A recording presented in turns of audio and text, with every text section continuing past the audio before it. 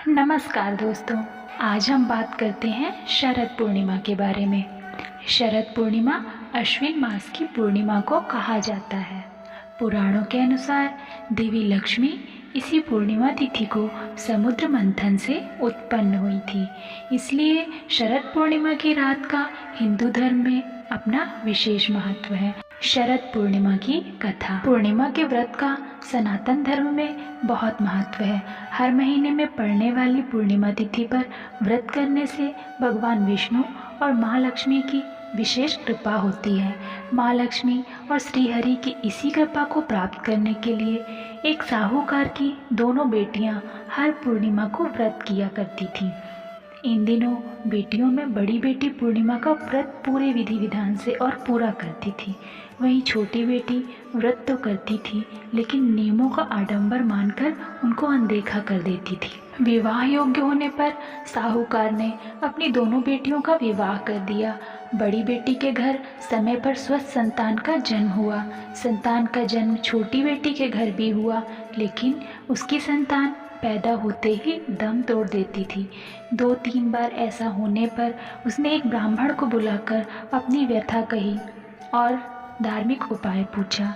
उसकी सारी बात सुनकर और कुछ प्रश्न पूछने के बाद ब्राह्मण ने उससे कहा कि तुम पूर्णिमा का व्रत अधूरा करती हो, इस कारण तुम्हारा व्रत फलित नहीं होता और तुम्हें अधूरे व्रत का दोष लगता है। ब्राह्मण की बात सुनकर छोटी बेटी ने पूर्णिमा व्रत पूरे विधि विधान से करने का निर्णय लिया, लेकिन पूर्णिमा आने से पहले ही उसने एक बेटे को जन्म दिया। जन्म लेते ही बेटे की मृत्यु हो गई। उस पर उसने अपने बेटे के शव को एक पीढ़े पर रख दिया और ऊपर से एक कपड़ा इस तरह से ढक दिया कि किसी को पता ना चले। फिर उसने अपनी बड़ी बहन को बुलाया और बैठने के लिए वही पीढ़ा दे दिया। जैसे ही बड़ी बहन उस पीढ़े पर बैठने लगी, उसके लहंगे का किनारा बच्चे को छू गया और वह जीवित होकर तुरंत रोने लगा। इस पर बड़ी बहन पहले तो डर गई और फिर छोटी बहन पर क्रोधित होकर उसे डांटने लगी कि क्या तुम मुझ पर बच्चे की हत्या का दोष और कलंक लगाना चाहती हो?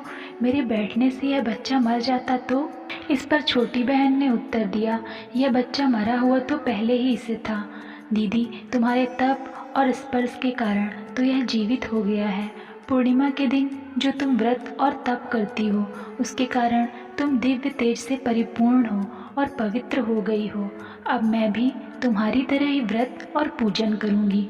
उसके बाद उसने पूर्णिमा व्रत विधि पूर्वक किया और इस व्रत के महत्व और फल का पूरे नगर में प्रचार किया। जिस प्रकार माँ लक्ष्मी और श्रीहरि ने साहूकार की बड़ी बेटी की कामना पूर्ण कर सौभाग्य प्रदान किया, वैसे ही कृपा हम पर और आप पर भी करें। धन्यवाद दोस्तों। अगर आपको यह वीडियो अच्छा लगा हो तो प्लीज़ चैनल को सब्सक्राइब कर दीजिएगा।